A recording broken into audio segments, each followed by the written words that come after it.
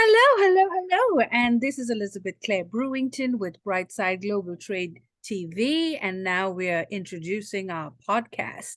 And I'm so excited because we have one of our most favorite authors back. She's back from her trip. And we have Dina in our studio. And of course, our book club loves the book, Nermina's Chance, and we'll put it back up. So if you want to order the book, we really highly encourage it.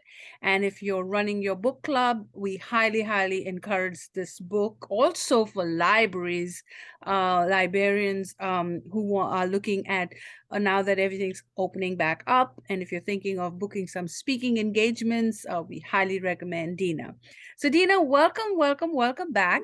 And You. tell us about your trip and how exciting to launch the book overseas. Yes. Well, thank you so much for having me back. The trip to Bosnia was absolutely a life-changing experience. And in 3 weeks, my husband and I traversed the entire country. We did a lot of pre-planning, so it wasn't arbitrary. Probably spent more than a year doing outreach to various organizations that specialize in peace building and reconciliation and transitional justice. So it was sort of easy once we got there in having a timeline and knowing where we were going from place to place. The difficulty was in executing that and putting that all together and making sure that that we were able to physically handle the logistics of getting to each place. Yeah, that must have been really challenging. I know when we go overseas, having a car and a driver and, going from place to place. And then when you have limited time, that's always a challenge. So tell me, Yeah. so you did 3 weeks and you launched the book. So what kind of associations or organizations and I know I was extremely impressed with LinkedIn, so you definitely connect with her and you'll see such amazing photos.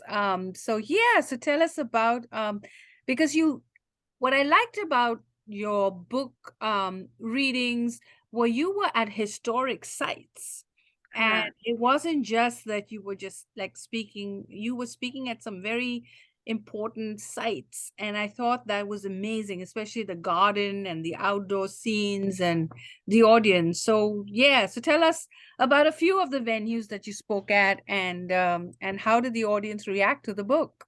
Of course. Yeah. So even before we launched the book in the United States, I had contact with an organization called Most Mira, which means Bridge of Peace. Mhm. And the executive director for that organization, his name is Kemal Pervanich. He and his brother, unfortunately, were held prisoner in one of the concentration camps that the Serbs ran during the Balkans War, from 1992 through 1995. So already having the contact with Kemal, that was our very first stop. We were meeting after arriving in Sarajevo. We were meeting in a small village called Kozarac. And this is very close to the city of Prijedor, where many people lost their lives. So it was very meaningful to have that as our first stop. And this was an annual conference for young people, many graduate students, some not, but they were young people from all three ethnic groups. The concept is to bring people together and try to work on exercises that bring about reconciliation. So Yeah, it was very intensive. It was very worthwhile. And the idea of being in a room with people who, they may have been young enough to not even really remember the war, but their parents do. Yes, And of course. and Yeah. so what we were dealing with was talking about the book in the context of healing and in the context of reconciliation.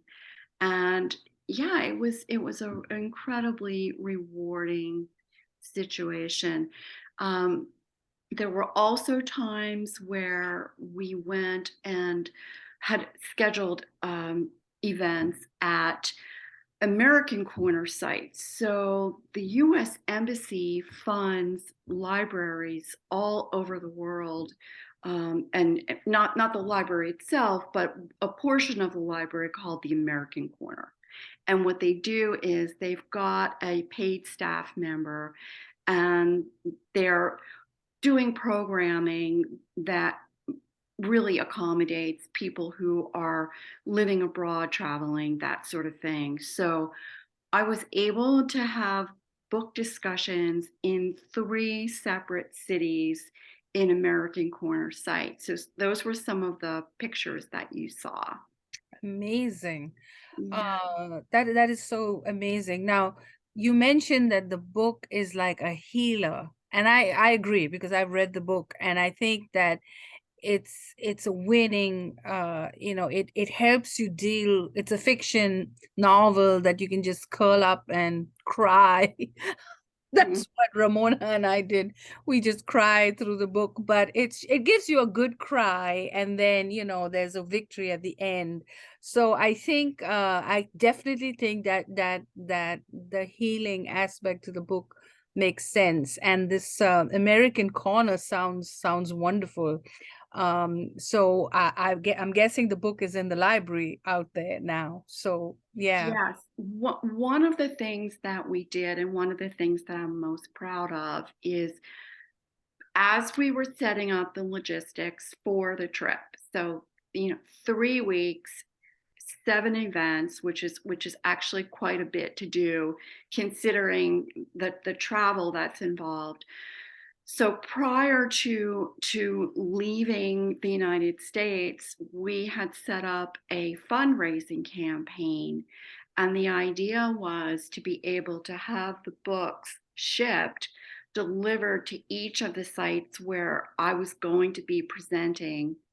And so everyone who came to the event was able to receive a book free of charge. And it was again very worthwhile. First of all, even before leaving the United States, to see all the various people who were interested in making something like this Yes. accessible. So, just to say that the book, it's healing in the sense that people in Bosnia, especially the younger people, who are leaving at a very rapid rate. It's truly, considered a brain drain, Yeah. because if these young people are educated, and by and large they are, they're not going to find the same sort of opportunity in their own country as they would elsewhere in Europe. That's right. So they were extremely grateful to know that there are people out in the world, people in the West, who are aware of what took place in the 1990s. Always, always, always, the beginning of the conversations with anyone that we met was either before the war or after the war. That is how everyone's life in Bosnia is delineated. And so the concept of an American author writing a book that discusses the war and also goes a step further and looks at what happens afterward. So, Yes. how do parents pass down that experience of trauma to their children and their grandchildren? That's a topic that needs to be brought to the forefront, but there isn't really a mechanism in Bosnia at this time for people to really have that conversation in a forthright way. So this Yeah. was kind of a backdoor way of bringing this topic to light. And that's probably a long-term goal because, that's going to be an ongoing goal to keep younger people there to rebuild and reestablish and get it going. But what kind of food? I mean, did you go there restaurants and Oh my what's goodness. Bosnia like? Yeah. The food is absolutely, it's amazing, and it's as you would expect. Um, I haven't done a great deal of travel, but I will say a city like Sarajevo, it's extremely cosmopolitan and very international. And we were there right at the sort of tail end of the International Film Festival. Oh, So good. the city was packed and there were lots and lots of people from all over the world. Yeah. It's as you would expect, phenomenal food of every kind. I love seafood, so there were just wonderful, wonderful seafood and fish everywhere.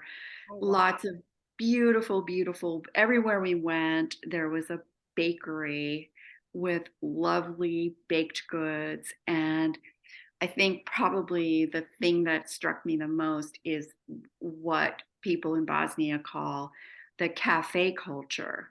And 3, 4 o'clock in the afternoon, any one of a million different beautiful cafes, is open, and you've got people sitting on the sidewalks and enjoying beautiful pastries and enjoying coffee. In Bosnia, Turkish coffee is a big deal. And that's So so delicious. Yes. So it it's really wonderful. And if you're a meat lover, there are it's a very, I would say it's a very meat centric yeah, cuisine. That wasn't exactly my thing because I'm not, yeah. but my husband enjoyed lots and lots and lots of Yeah. wonderful meat meat centric foods. And it's so interesting that you went to a film festival because that was my next question. The book should be made into a movie now. So yes, so I hope you met some filmmakers because I guess you'd have to start with the screenplay. But that Did should be the next spot for the book in the future. Yeah. that would be wonderful. I want to mention one other Yes, go place, ahead. a place that was very significant.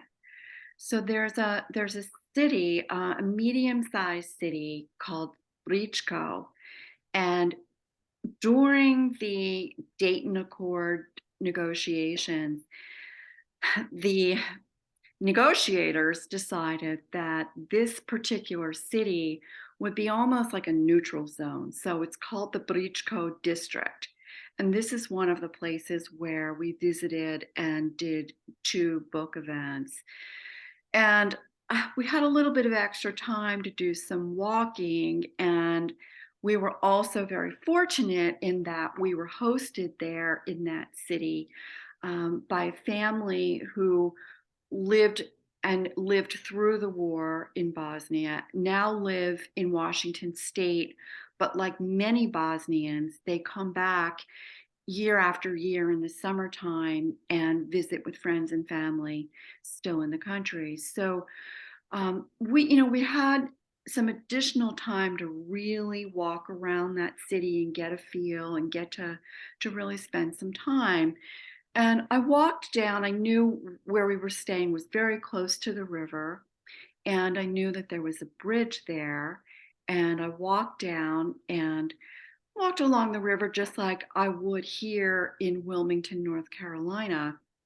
And I mentioned to my host, I said, we saw the river and we saw the bridge, and it's quite lovely. And he said, Dina, do you have any idea what happened there? And I didn't know.